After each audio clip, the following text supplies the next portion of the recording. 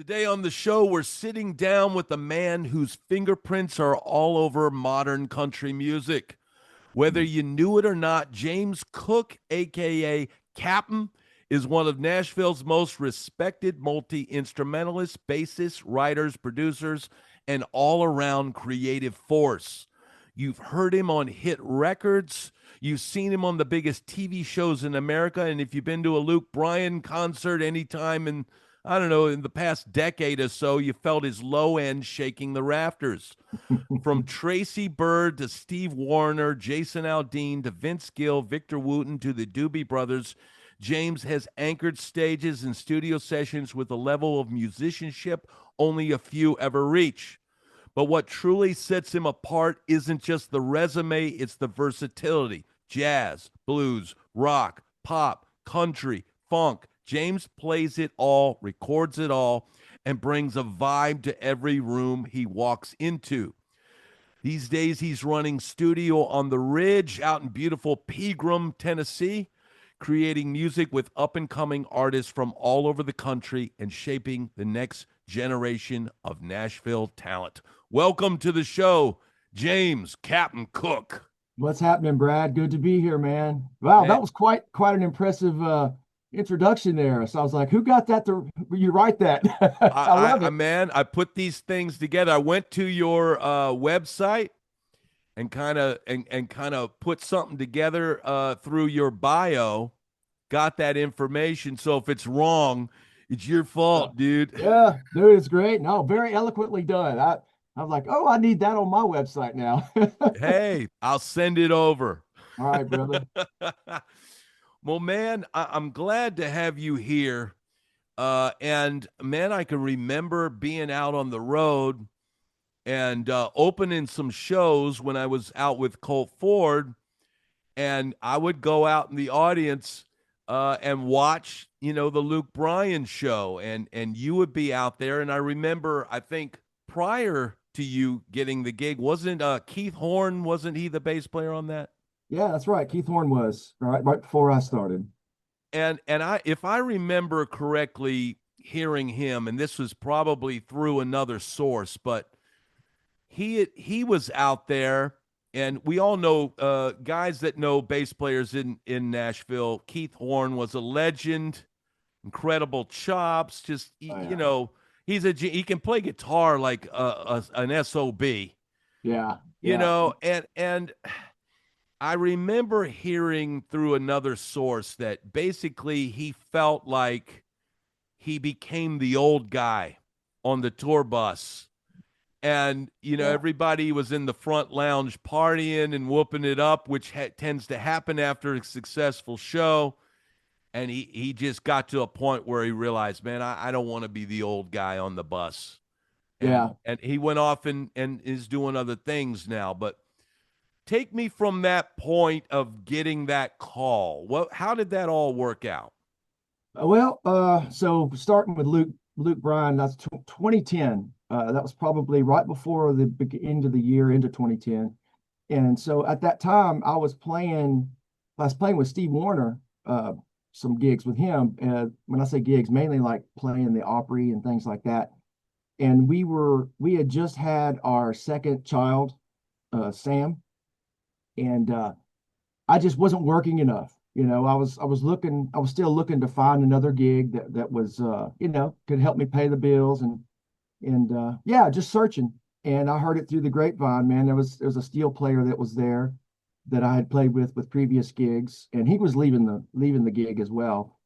And I heard through him, and then heard that Keith was leaving the gig. So I said, man, put my name in the hat. And I found out, I guess, who the band leader was at the time, still there now, and reached out to him. I said I was interested in, and I didn't realize it, but they had done some vetting, of me, and kind of looked me up and stuff. And I was in a band with another guy who was really good friends with Luke. His name's John Stone. And John Stone we had a record deal together briefly. This was like 3 or 4 years prior to. And so Luke had called John and asked him, hey, what's James like and all that. And he goes, get him. So I have to thank him for that too. So yeah, I was looking for work, man. I just needed to make some more income. And unbeknownst to me, I knew that it was a gig that had a lot of dates. And not that I wanted to be gone 200 days out of the year. I don't think anybody in this, that has a family really wants to do that. But at the time, um, it was probably approaching somewhere around 180 days. And man, I didn't know, like I was going to say, unbeknownst to me, what this would have turned out, what this turned out into. Yeah. I mean, to me, it was just a gig that, Yeah. had a lot of dates, and he was just going to have his first #1 hit as an artist, which was a song called "Do I," and I knew that was about to land probably January, February, if I recall. But yeah, that's how that all started. I got that call, and they I didn't really have to audition. I just went to rehearsal. They had a little get together in that January where they were at the bowling alley, and I got to meet all the band members and their families and things like that. So, yeah, I could tell that I was going to get along really well with everybody, and like vice versa. So, man, it was great. And then then we just started playing gigs, and there you go, and it just transformed into what it is or what it was. Yeah, and I feel like because man, nobody really knows when you get on these gigs how high it's going to climb. Right. You get on a gig and if it's got a lot of dates, well then there's potential there. There's potential. But me and Paul Chapman used to call it the redneck lottery. Yeah. Yeah. I love it.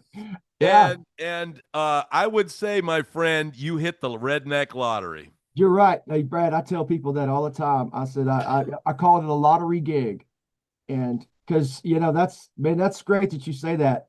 Because there's a handful of those, like the Garth Brooks, the people that were a part of Garth Brooks and Brooks and Dunn, and those types of artists that just blew up. Kenny Chesney, and Luke was one of those. Yeah. And so I tell people, man, it's a lottery gig. I didn't know what I was getting into, because I get asked that question quite a bit.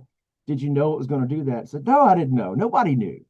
But man, did it ever blow up? Yeah. Man. And then the other thing is that it's sustained for so long. And I guess Yeah. it's still sustaining where it's at. It's kind of like the Jason Aldean gig. It just hits a plateau and it just kind of Yeah. keeps riding, and it's so hard to those are four or five of those gigs even exist. Right. So if you figure you're a bass player, there's four slots. If you're not one of those four guys, you're everybody else kind of bouncing around from gig to gig, wondering if this one's going to take off or not. It's a crapshoot. Yeah. Yeah. Everything we do as far as, being a touring musician, definitely is a crapshoot. There's very, very steady things. I mean, I guess you have some of your artists that have been around for a long time, like your Tracy Lawrence's and, now even like Kenny Chesney and, some of the older, I call it the older guard. I was with Tracy Bird back early in the day. That was like my first real artist gig, I had one with a younger artist that helped me get the Tracy gig, but that to me was like the beginning of my musical career with an artist. And those type of gigs, the legacy artists, I guess we call it now, but back in the day we wasn't thinking, the terminology is completely different now. Yeah. I can't believe it's been 20 something years, since Yeah. that happened. But yeah, it's you never know what you're going to get. And I never thought that I would be on a gig as long as I did. But as the years progressed and as things went from, clubs to playing the sheds or the amphitheaters, and we do the arenas and amphitheaters, and it became, baseball stadiums and football stadiums, and man, time passed. And I look back, I was talking to my wife Hannah, there was a couple of years there where I just kind of don't remember. I mean that like it was just it's such a blur, and that's kind of one reason why I'm not, where I'm at now today too, was that's a factor as well. But yeah, it becomes a blur where you're like, wow, that year went by really quickly. What Yeah. happened, Yeah. and you're doing a lot of the same things too. Once you get to that level, and you, like you're saying, like with the Aldeans and all that, they just kind of get to that plateau and they stay there. they may not have the most relevant music on the radio right now because we all know how it ebbs and flows, but they're still going to be continuing to work. The live show is something that you can always count on that's going to do really well. Yeah, yeah, and even the ones like now you say they're legacy acts, but at one time Tracy Byrd would have been the like a top act, and Yeah, I would have I used to think of legacy acts as like I don't know what's the guy who's saying God bless the USA, Lee Greenwood yeah, they agree. Yeah, yeah, or Pam Tillis, or those were the legacy acts when we first got started in town, right? right. That's right. and, Yeah, and and then the legacy acts become the guys that were thing. Now you could argue maybe in 5 years, maybe Luke becomes a legacy act, sure. Yeah, yeah. That's exactly the way it works, man. Right? We know it's everybody has their time, or every dog has their day, Yeah. in one way or another. So And it's a totally different landscape now from, with Luke Bryan, you had the sort of the Jason Aldeans and a couple other guys that were kind of, it was almost like that Georgia new country kind of thing. yeah, And now you've kind of got the Jelly Roll and I don't know, Luke Combs and a whole different thing. With Luke, you had a lot of women who just found him, attractive, right? just dance moves, I guess. Right? It was his inner. I Yeah, guess, right? that's what they say. Yeah, But yeah, that's a good position to be, but at the same time, you being a family man, it doesn't hit quite the same as if you were 20 years old and single and ready to mingle. oh yeah, Being on that scene, it's really is focused of this is my job, and it's great that there's all these screaming fans and all that. But ultimately, I'm here to make the money, get on the bus, and ride to the next show. yeah. Do your job, like you said. Yeah, it's definitely. And I'm sure we'll talk about that too. The age thing has a lot to do with decisions you make. Now even more so than back in the day. It was easy just to say yes to everything. Now it's nice to be able to pick and choose what I do and don't want to do. But yeah, and things have changed a lot too. Speaking of the whole, fun times and parties, and yeah, we enjoyed watching all that stuff happen. Like, wow, we're playing a stadium. Wow, this is crazy. We get the party room and have a good time. But yeah, I mean, people's priorities. Most of the people train, family oriented people. So we tend to like that went away. That went away pretty Yeah. quickly. The Yeah. after parties weren't what people used to think of as an after party because I Yeah. mean you spent time in LA as well. You know what an after party looks like. Yeah. It's we do have them. We did have them, so to speak, but not in that sense of what people think. It's more like now I remember getting off stage, and let's go to the room, get us a cocktail, and go to the bus and put our pajamas on and watch Game of Thrones. That was the after show party, man. Yeah. Yeah. It really does. For me, being out there at the time that I got, it was like I've got one last run to go out there and be a lunatic Yeah. for a few years and party it up and do all the stuff that I'd wanted to do when I went out to LA and it was the Sunset Strip. And I'm like, I'm gonna go out there and I'm gonna do all the stuff that I wanted to do then that I wasn't able to do, and then get the hell out, get the hell Yeah. out, start a family, and not live that life because you can't. That's the other thing, man. If you're Yeah. playing all those shows, dude, you can't be rock star every night. No, that's great thing you said too, Brett, because people ask me, like, they get the perception, they see you on stage, right? They see us all out there doing the thing, and we're always playing for someone else's party. And they look at it like, hey man, you guys are partying. It's like, no, this is y'all's party. We're here to entertain you. So I had to explain that to somebody. When people ask you things about, what's it like? It's got to be so amazing getting to see all these places. In the back of our mind, we do know the reality of, well, I really don't get to see much of anything. I will go from the bus to the venue and then get back on the bus. And every now and then we obviously get to do some fun stuff. But it's just a grind, and I don't mean that in a bad way, but some people, when they get that perception of that it's all fun and games and we're partying every night, we're like, man, no, we can't do that, because if we did, we wouldn't be able to entertain you guys. Yeah. So, and then you don't want to tell them, you don't want to be a Debbie Downer for anybody. Some people they don't mind doing it, but obviously I don't want to tell people, well, no, I got a phone call, my washer broke and I'm sitting over here in Illinois and I can't fix it. You don't want to rain on their parade and tell them, Yeah. like, hey, we still have the same problems that everyone else does. Yeah. Stuff breaks, shit goes wrong, we can't fix it.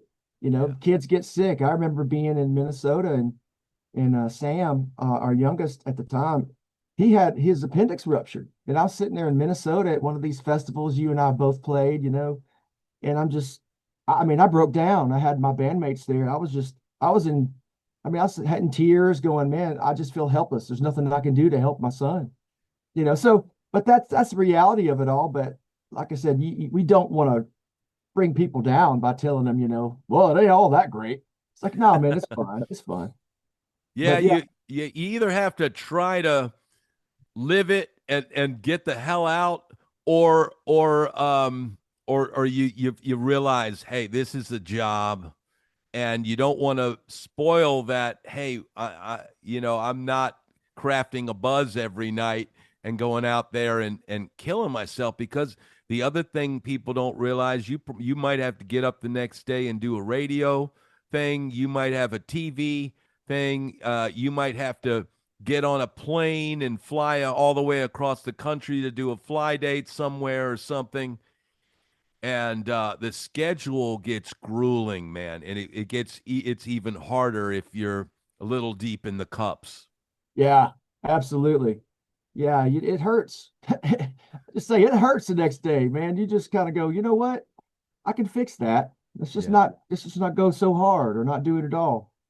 But yeah, that's the other part of it too. A lot of times it's like I always love bus dates, because if we did have 3 show run, you can go get in your bunk and sleep and you're good to go. But when you got to do a fly date, oh man, that's the grind. You get to the airport, you don't know what to expect.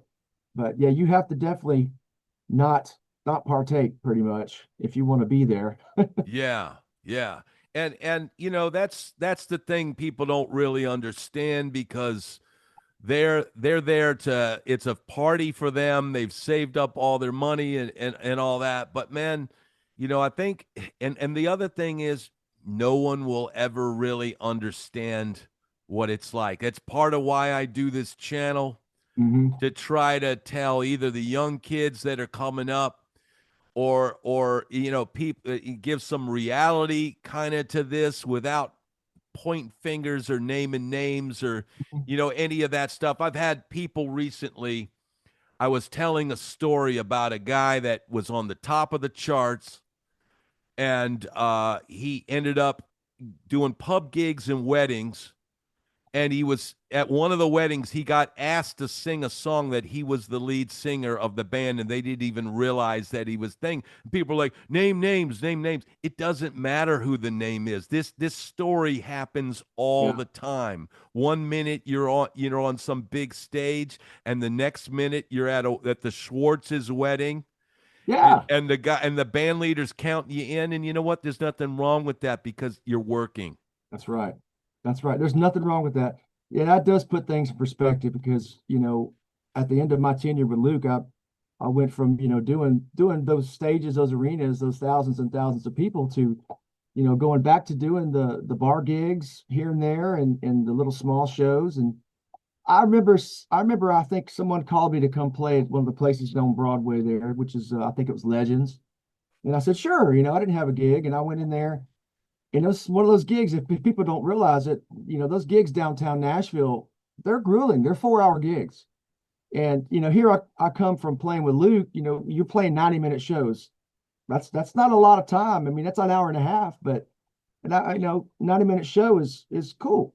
Yeah. But you're sitting there playing after 2.5 hours or 3 hours downtown, you're like, oh, my back hurts. Dang, man, my feet hurt. I'm sitting here standing like, oh man, wow, okay, I got to rethink this thing here for a second. Yeah. And I sit Yeah. out there and I look at some of the people, and I just kind of I had a reality check, which I'm totally fine with. There's nothing wrong with that of going from one thing to the other because that's what we're going to do regardless. People don't realize that either. They think once you're on the big stages, you're always on the big stages. It's like, no, that's not the way. We know that's the way it goes. You know, you take gigs wherever you can get them, wherever you want to do them. Sometimes you have to take gigs, but yeah, it's that reality of, you know, you may be up here one day, but down here you'll be back down here at some point, and I'm fine with that. It's the people that have a problem with that that really have a time with dealing with it. You know what I'm saying? It's like the singer from one of the bands. You know, I remember, yeah, it's kind of funny because somebody requested a song of Luke's the other day, and they didn't know that I played with Luke, you know, or maybe they did, I don't know, but more than likely, it's kind of funny because a lot of times if we do that, if I'm ever out playing, whoever I'm with usually will say, "Oh, he used to play with him" or whatever. So, yeah, it's kind of a reality check kind of deal, you know. Yeah, man. And you know, it's part of being a musician. You know, there are artists, and artists are artists, right? Hmm. And then there's stylists, guys that maybe play one style, or they're a rocker or something like that. Yeah, And yeah, then there's a musician, and he plays whatever the hell. The phone rings. What do you need? Put on a tux and play some standards. All right, I'll come down there. I'll pull the hair back. I'll go play standards. You do whatever if it's heavy metal, if they're paying you to play a heavy metal song, yeah. you play the damn heavy metal song. If they're paying you to play standards, go play the standards. It really does. To me, it never really mattered, but to some No, people, it does. yeah, correct. Because you, like you said, they're stylists. A lot of people, they're not able to do that, and you're definitely fit the mold. Obviously, you know, you can do anything thrown at you, and I always, you know, strive to be that way as well. Because number one, I just wanted to. Number two, I know that I'll keep working. It's a smart move, you know, and you know, we have the terminology of the artist. Usually, that's the person that's the lead singer and the name's on the marquee. You know, they may not be artistically the best at what they do, but they got their name out there. But I love people like you and I. We are artists as well because we do a little bit of everything. So, you know, I say that just so some people don't give themselves enough credit. You know, I would in a heartbeat tell anybody that, yeah, man, you're an absolute artist because you can do any and all these things. You can sing your tail off, play your guitar, play whatever, you know. So that to me is the true meaning of what an artist is, you know. But we don't have a problem with doing that. We don't have a problem with being a chameleon, you know, and we just have the luxury of being able to do it, you Yeah, know.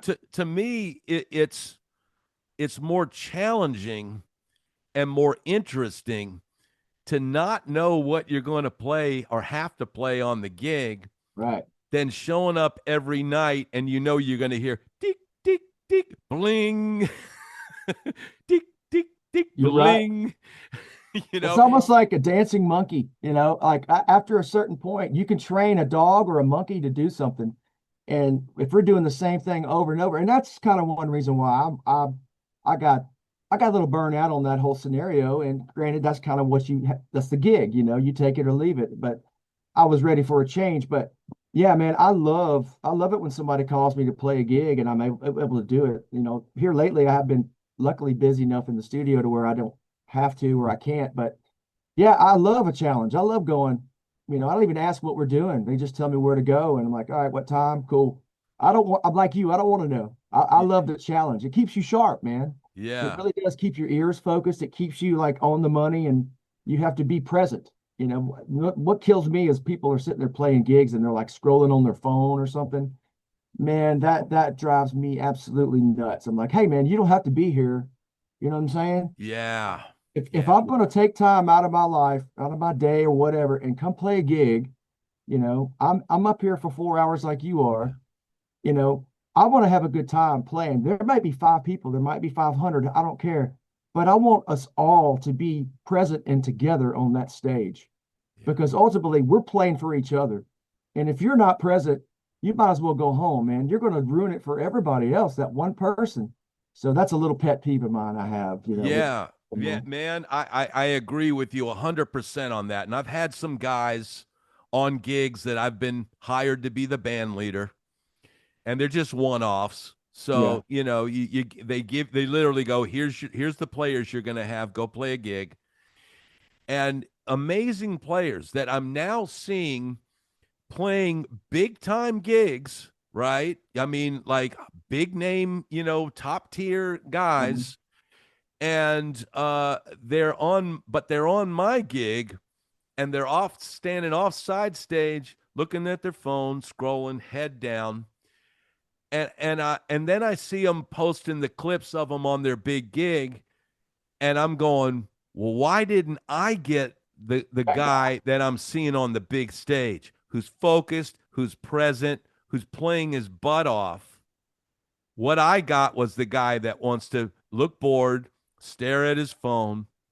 So in my mind, that shows an extreme amount of disrespect. Correct. Yeah. Yeah. And That, and and if I'd have been 20, when I was 20 years old, I would have grabbed the dude by the throat and I go, get the you know what out of here. And yeah. don't ever do, if I ever call you again, which I probably won't, don't ever do that again. But now that I'm an older gentleman, I just casually go, yeah, I'm gonna try not to get that guy booked on. Yeah. If they ask me if I want that guy on my gig, I'm gonna go. Yeah. Take a mental note for yourself. That's right, man. There's no sense in bashing anybody. But yeah, man, it's like one of our peers that, Victor Wooten. I have to, I know that you've had a lot of experience and we all have been blessed with him and his brothers and all that throughout our lives. They're really incredible human beings. But Victor, Victor always says, man, it's never a dress rehearsal. It's never a rehearsal. Everything you do is a representative of you, whether it's, and in saying that, meaning, always be focused, always be present, because you never know who's watching. You may be in a little club, you may be in a gig that you think no one cares about, but there's going to be, hey man, there could be somebody there that could change your life and you don't know it. And all you did was they saw you doing exactly what you just described, Brad, looking at their phone, not focused, just throwing it off like this is a no-name gig. That means a lot, dude. That Yeah. shows respect for not only yourself but for everyone else involved. And you have to at least have respect for the gig or for the people.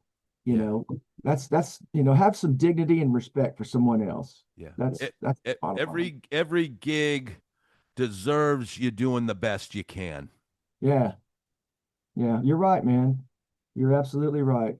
So You I only get one go ahead. time to do that. Go ahead, Now, brother. sorry, it's like you only get one time to do that, you know, because you never know who's going to be there. So it's like, like doing mixes or whatever. I don't let things go until I feel like I'm comfortable or I'm happy with them.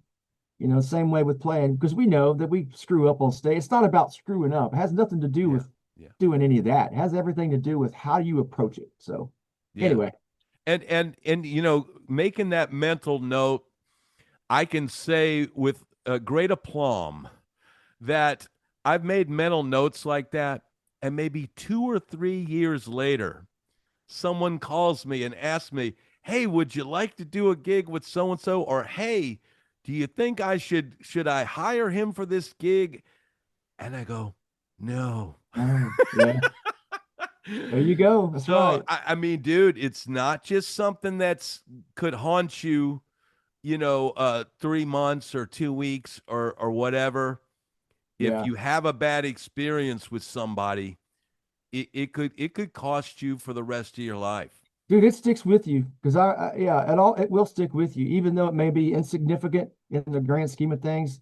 It's significant because I remember I kind of digressing, but this one guy, uh, and I remember this so vividly because it made such an impression. So I got called to do a gig. This was years ago. This was probably when I first moved to Nashville, and it was a country gig, and which no big deal. And the guy asked me, "Oh, we got a gig, whatever it may be." I think it was a Broadway gig. And I said, "Hey man, you got a set list or anything?" I was like, "Oh no, you'll know everything." I was like, "Well, dude, send me your set list because I know you like to do some cool country." He's like, "Dude, you're fine, you're fine."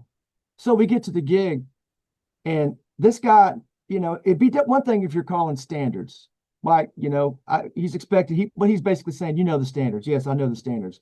But when you're calling obscure B sides to some record no one knows of Ray Price or You know what I'm saying? It's like, Yeah. no, I don't know 50 Charlie Pride songs. I just Yeah. know like two. Yeah. So, so after that gig, I remember him, I got wind that somebody said, "Oh man, that guy sucks," or whatever. And I was thinking to myself, "You jerk."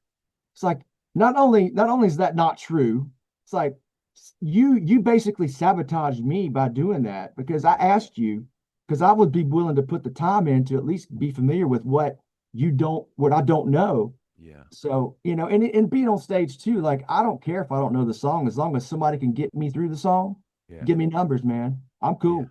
Like Yeah. I don't mind as long as somebody can help me, I'm cool. So, Yeah. but anyway, that stuck with me, man. And it as insignificant as that was in the grand scheme of things, it still sticks to my mind. It's been about 20 something years since then. Yeah. But man, but for him to say those things or to say that about me was completely unfair. But I couldn't control that. Yeah. Nothing I could do about it. That's why as we get older, we learn who we like to work with. We That's right. knew who we can rely on. We know Yeah. who we it's like Santa Claus. We know if you've been naughty or nice. We know if you pay on time or if your checks bounce. And we're checking our list and we're checking it twice. That's right. And when the phone rings, you go, "Sorry, bro. Can't can't do it," or "Absolutely. When you want me there, I'll be there. I'll be there on time and happy Yep. to do it." Yep. Yep. That's so true, brother. It's lucky that when you get to a point, and I want to get into your studio work and your studio, and I also want before this airs, which I'll need a little bit of time to edit, but I want to get your links so that anybody who wants to reach out to you for bass tracks or to record songs or any of that, they'll know where to go. Absolutely. But tell me about getting into the session scene because you seem to be getting more and more kind of, breaking into that. And that's a tough thing to break into. Yeah. It's tough. And I still feel like I'm just starting. I'm still like I got the door kind of slightly open. I'm peeking my head through. Hey, what's up? But yeah, it's tough to do. And there's a reason for it. And I can't give you all the reasons because I don't know them, but most of it is just because of it's like anything else, it's who you know. And there's been this big mentality, that when I moved to town, I realized existed, and it's true to some extent. And what that is you have the guys and gals that are the session players, then you have the ones that are live players. And I guess for the longest time, I mean there's a lot of truth to that because now me being in the session world for a long time, I realize when I'm playing with somebody who doesn't have the chops in the studio. They can play live fine, but is a completely different skill set when you go into the studio. So there is some truth to that. But I believe nowadays it's not so much that this person isn't able to do both, it's that it takes so much energy to do one or the other. Now I realize that you have to focus on this. So it's like I really have to focus and put a lot more energy into the studio world because it's so hard to crack into. And a lot of it's just like you said, it's a lot of who you know and making relationships, meeting people. When people get into a routine, a lot of producers tend to have their team of people that they want to use, right? And there's the reason being it's because they know what to expect. They find those people that they love and they know that they're going to get the job done. And also they may have certain people they use for more rocking stuff than they do more country stuff or whatever it may be. And me doing a lot more producing, I see that so much in the guitar players, especially the guitar players that I can hire or use. I do know from experience that, well, this guitar player is definitely can handle the rock stuff way better than the chicken picking, or this person just when I give him a rock song, he just doesn't know what to do. Or I mean, most people can get by it and get through it, but there's a lot of that you learn, and it's Brad, it's just time.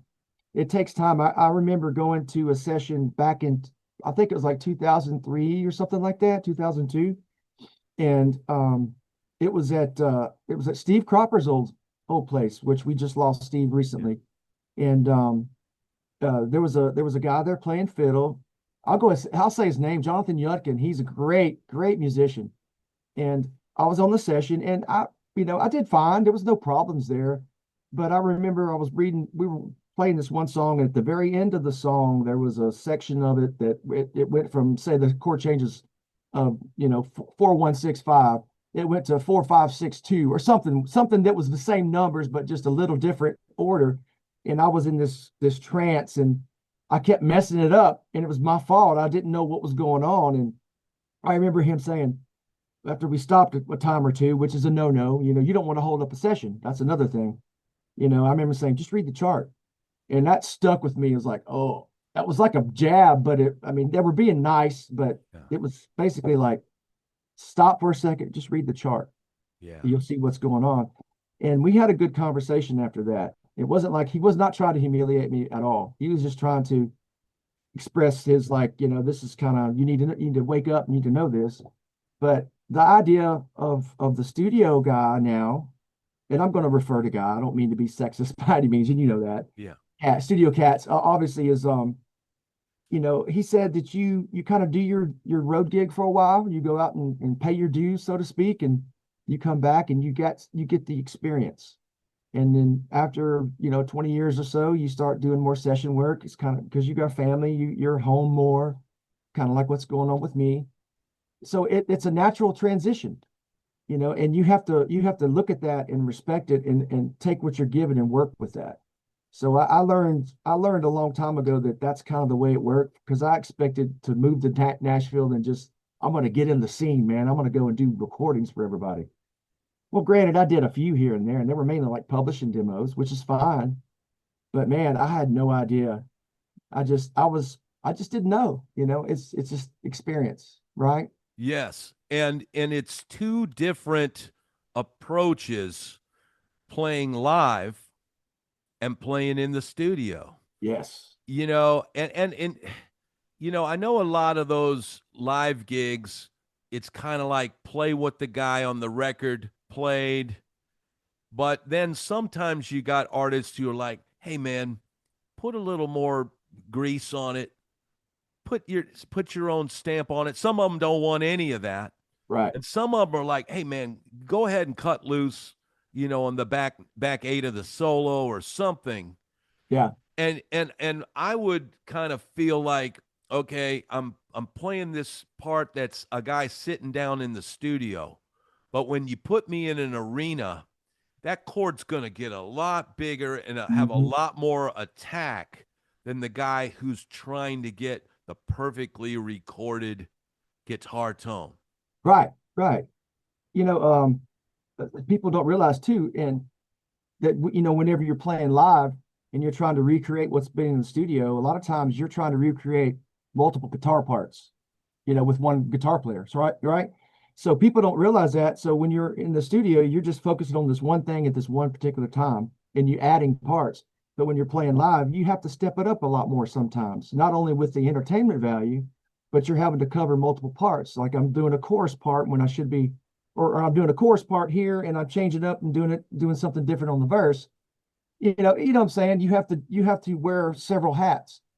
So in general, and people don't realize it, that you have to play a lot more simpler in the studio, more concise and simpler. And a perfect example of that is when I get a singer or songwriter coming in to record some stuff, and they play acoustic guitar. So they're used to playing, these singer songwriter, nights with the acoustic by themselves, and they can do what they want when they want. And you usually have to play a lot more because obviously you're playing the acoustic, and you're keeping rhythm. You're kind of doing multiple things. Well, I give them a guitar because if they want to play acoustic on their track, which a lot of them do, they're like, yeah, I want to play acoustic. So I'm like, all right, here we go. Here's your lesson. So we get in there, start playing, and sure enough, they're overplaying, or 90% of the time they're on top of the beat, so they're rushing. So that's kind of like the most tendencies of acoustic players, is to play, on the front side of the beat.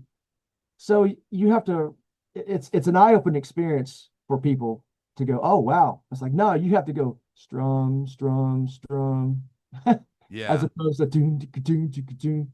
Yeah. So it's that way on the drums too. You're hearing a lot of times you're hearing a drum track, and you're also hearing the tambourine track and whatever auxiliary percussion. Nowadays, you got little trap beats going on in the background and stuff like that. So that's one reason why we have tracks nowadays. It's so, everything's so track heavy because one person can't recreate that. So, go from the studio environment to the live environment, so many different in so many different ways, and that's just one of them. Yeah. And a lot of people from the outside that have never done a Nashville session, they think it's easy.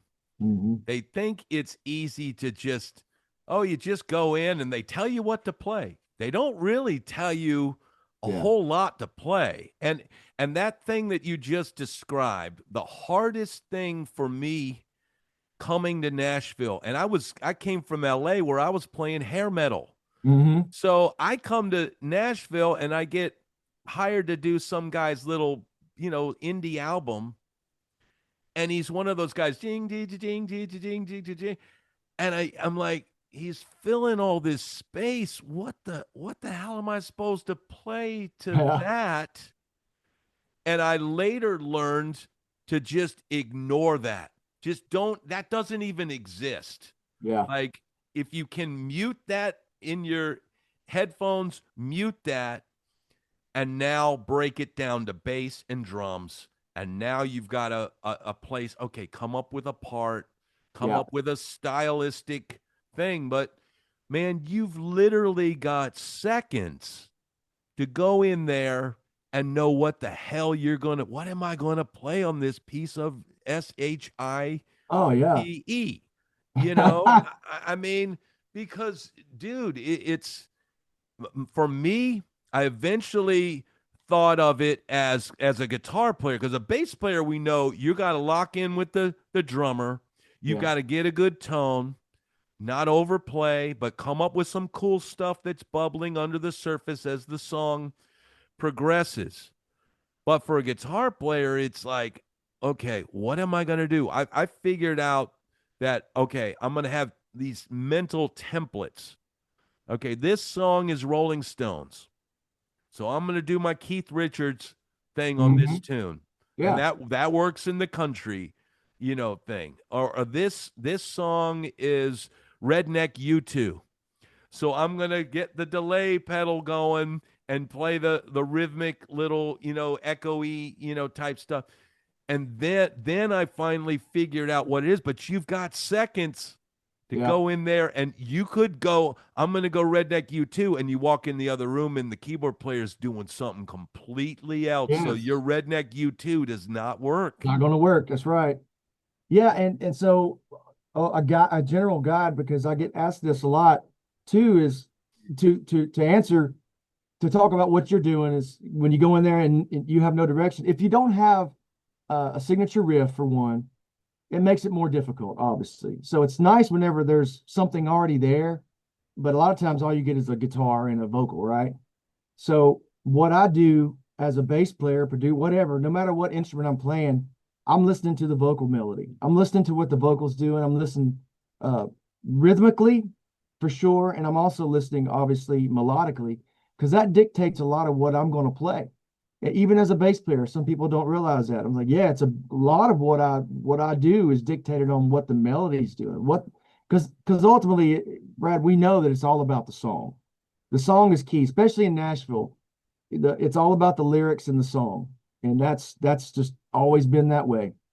It's not like rock and roll music. A lot of times it's about the riff and the groove, and then sometimes the writers or the singers just come up with some silly, nonsensical lyrics. Whether it be great or not doesn't matter. But in Nashville, it is about the lyrics and the song. So you have to approach it with that much respect. So that when I don't have a direction, I just tend to lean on that and listen to what's going on. And even if it's not melodically, rhythmically, it helps me with the feel and the groove. And then you go with, talking to the drummer about what kind of pattern we're going to do. We actually don't talk a lot about like kick drum patterns as much as say it was really important in the 90s and your typical country thing where everyone's doing the dotted eighth quarter thing on the kick drum with the bass. Now everything's a little bit more, I call it modernized, where my answer to this, whenever a drummer asked me, what are you going to do? I was like, I don't know, man, let's just make it feel good. And I wasn't being a smart ass. I was just saying, yeah, I'm not concerned whether you and I both hit, a pattern together all the time. As long as it feels good and it's not like off-putting, it works. That's the beauty of nowadays. But yeah, and another thing about going in the studio, Brad, like and people don't realize that you're only given 3-hour blocks. You generally 3-hour blocks of doing as many songs as they throw at you. If you're doing 2 songs, no big deal. You can handle that in a couple hours. But sometimes they want you to do 5 or 6 songs in 3-hour blocks. Then the pressure's on because that's normal, right? Yeah. People don't realize in Nashville that's normal because it's all about the money and the efficiency. And that's one reason why a lot of the players here are so good, right?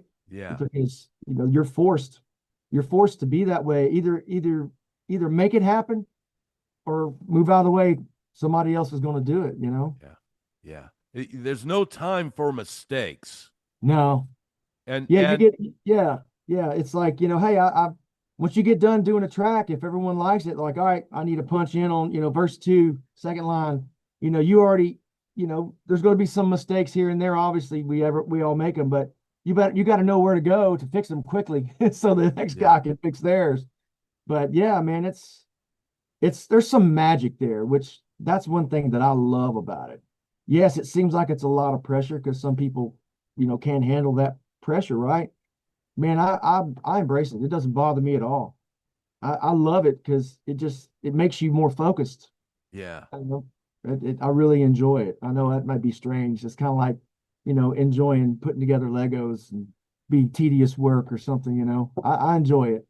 Well, it's creative work, which sometimes on the road the creative element gets less and less as more of the machines and the backing tracks and all that stuff creeped into performance. Then all of a sudden everything just became like this robot that's guiding you through the show. I saw recently a YouTube video and these guys were playing in church and they shared their in-ear feed, and the guys, you hear tick tick tick verse, Yeah. tick tick tick chorus, guitar lick, and I'm thinking like, Jesus Christ, man, you've literally getting directed, not, no pun intended, that he's in church and I give the Lord's name, but it's like, I'm like, wow, man, it's changed so much, because before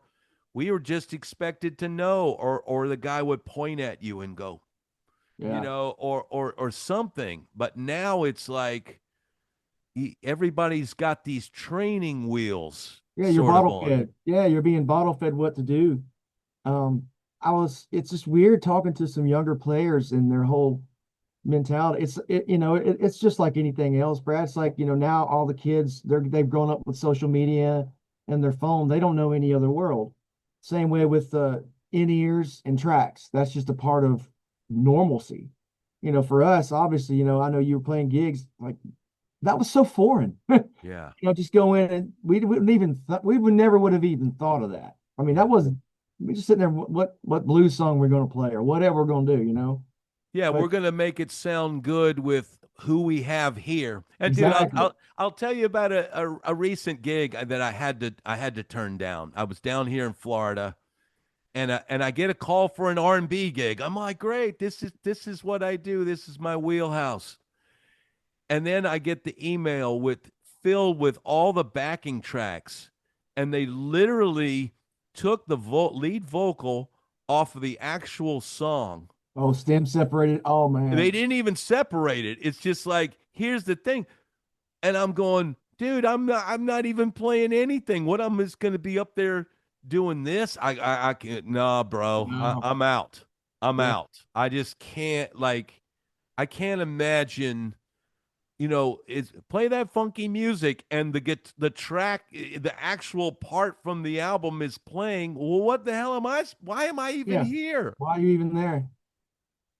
Yeah, that's foreign to us, man. It's crazy. I just, but it's becoming more and more accepted, and we can go into the whole, now the element of AI and all that. I mean, there's a whole nother can of worms, and Have you you know, noticed? And that, I'm glad you brought that up, because we're running on time. But uh, have you noticed? Because I mean, you're straddling the line between demo sessions and master sessions right now, if I'm correct. yeah, honestly, the majority of what we're doing is all considered masters now, because most people, if they're going to spend the resources to record something, they're going to want to release it, and everyone's doing singles. So everything we approach is approached as a master, unless they're like, "Hey, I just want a vocal or something." But yeah, it's becoming less and less of the demo world and more of everything's a record. Yeah, it seems like now that demos might just be AI. Are you hearing AI demos? I'm hearing, yes, Brad. I'm glad you said that. I had to, yeah. Half of what I'm getting now is AI demos of somebody sent me, and they want me to completely just re-record everything. Yeah. Either I put together a band or do it myself. Most of the time I put together certain players, but yeah, it's all they'll go in, they'll find the arrangement they want. Letting AI do the work for them. Yeah. And then, luckily we're still in a world where, people in the industry don't want to hear AI demos. They want to know you put forth the effort to at least, hire some people and put your neck on the line to have it done right and for real. Yeah. But yeah, there's still, AI is here to stay, and I'm not fighting it by any means. I'm embracing it because there's nothing I can do. The genie's already out of the bottle. Yeah. You can either just be stubborn and say, "No, I'm not doing that," or go, "Hey, all right, let me figure out how to make it work." A buddy of mine said the other day, it's like, "Dude, you need to utilize that and go, hey, I can help you make your AI blah blah blah better." It's like, yeah, that's what I'm doing right now. It's like, well, there you go. Yeah. I'm like, well, shoot, there. So you, like I said, you need to embrace it because it's here to stay. Yeah. All I can only hope. My thing is that they're utilizing that to replace the real creativity. Now we obviously know that they're using it to come up with arrangements and stuff. It's okay, that's fine. But when they're not using anybody to even come up with the lyrics, and they're just spitting some stuff in there and whatever it comes up, I have a problem with that being legit. Now I know there's some, you can use it to help your song and help you get from point A to point B. I have no problem with that, but I just hope that they figure out a way to at least not have a computer do 100% create and 100%, and it goes on the radio and it becomes a hit. And I think it already has, right? I think there was a country song. I don't even know what it was. That it was all AI, Yeah. and it was a number one. I don't know if a writer was involved. I would hope so, but that's what they're tackling right now is trying to figure out, how can we prove that, there's at least a human being making some effort in this. So to me, my heart, that needs to be the case. Yeah. Whatever else happens, there's nothing you can do about it. Yeah. And here's the difference. I mean, we're from the generation where we know how to do the whole thing without any AI. Yeah, We learned we can go and track our demos, and we can, do this, and we can hire a drummer and hire a bass player, whatever instrument you don't play, or play, if it's bass and it's a simple part, I'll play bass or whatever. But you're getting these other generations that are going to grow up with this, and they're yes, not going to have the skill to, because look, I could put something in AI and go, okay, I'm going to hire a real drummer now. I'm going to play the bass part myself, do all the guitar parts, and all it did was kind of create a template for me to finish this song. exactly. Yep. But you got kids that are going to coming up, and they don't have the skill to play those parts Yeah. actually themselves. So they're not able to make it better than what the AI spits out, which right now it still sounds like AI. Yeah, it still has that sound. It's you know, for us, it's easy for us to hear. It may not be as easy for just your standard, you know, folks, but you know, one thing I can tell, and what it does weird a lot of times is it'll like on the melody part of the song, mainly the vocal, it may do something weird or go from one interval to another that's not natural. And I've noticed some guitar parts. I was doing one the other day. It was a chicken picking part, and I figured it out. I was like, this is extremely difficult. A guitar player would not play this. Yeah. Like it's not, it doesn't fit naturally in your hands. As a fiddle part the other day, I was like, that's not what a fiddle would do. And or the bridge, the chorus went from here to here in like an octave and a half. It's like that's not normal. That's not what it would normally do as a human. So we have to deal with that aspect of it, which I'm glad that there's those deficiencies. But yeah, you know what's going to happen is there's going to be these kids and these younger generation that's used to hearing those things, and that becomes the norm. Yeah. It's like vocal tuning. You know, we're so used to having perfection in our vocals because they introduced it and they utilized it. Now it's when you listen to an old Zeppelin record, man, you hear Robert Plant singing so flat. You know, it's like, oh man, or I listen to CCR, listen to Fortunate Son, man, and listen to him sing, and I'm like, oh my gosh, he's so out. But it didn't bother you, man. It just it never bothered us because it was just that's what it was. And now we're just so tuned to having perfection that it just I don't know. I'm glad that I've kept my ear out of modern music, that I can still enjoy yeah. listening to the. Now I remember as I got better as a musician and started learning more complex musical styles, I had less taste for maybe a real trashy punk rock song Yeah. or stuff for a while. You know, I went through where okay, I'm going to listen to this more sophisticated thing now. But I never got into pop. I'm not a guy that's really into the pop country type thing where all the tune vocals are. So Hmm. it doesn't bother me when I listen to a Led Zeppelin and he's barely on he's trying to get to the pitch and it's right at that point. Yeah. Whereas if you're having to listen to that, vocals all the time and constantly know whether it's sharp or flat and go in there and do some, manipulating to tune a Yeah. vocal, your ears are a lot more in tune to that. Whereas to me, I just listen to people sing and they did the best they could that day, and you either like the song or you don't. Yeah. Yeah. I have not been ruined, if you know, to answer your somewhat of a question there. It's like I still enjoy music, yes. So it hasn't got to the point where I can't stand to hear it. No, I actually love to hear in the imperfection because there's beauty in that. Because people don't realize I went to Sun Studios in Memphis in May. I did a session with some buddies of mine, and you know, you're in a room together, and it's one room, so you basically it's old school. You have to get the take because the drums are bleeding in through. There's a bass amp, there's a piano there. Everything's got to be done in the same take, or you can punch. But we approached it just like the old school, where we did the take till we got the take. So there's that's the limitations that they had back then, and so you got the best you could get. They may have done 20 something takes of something, and Yeah. the voice is shot. Yeah. So I played with Alex Chilton from the Box Tops one time. I was actually playing with the Box Tops. They did a reunion tour, and I was in Louisiana. It was before I moved to Nashville, and we were talking about the letter. They did a re-recording of it. I was playing saxophone, of all things. I was playing Barry saxophone, and we recut the letter for this. It was they were debuting the train, the Eurotunnel or whatever. They had some new. Anyway, we redid that. That was kind of neat to get to do it. But I was talking to Alex about how many takes they did, and I can't remember the exact number. I brought it up, but it was like 20 something takes that they did, Wow. and they had to do it all that time. So when you're hearing him, not only is he like 16 or 17 years old, but he's been smoking cigarettes, they've been up all day, and he's sang it 20 something times.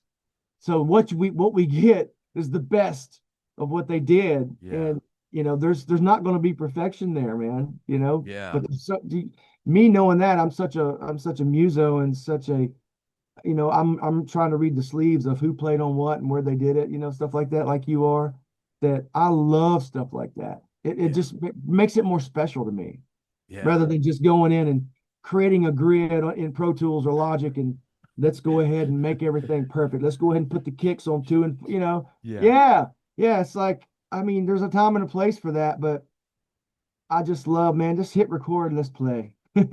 And this is something I want to end on because look, man, we could talk for probably 2 or 3 hours, and so Oh we will yeah. have to do this again. Yes. But man, I would like to see Nashville go back to doing exactly what you guys just did.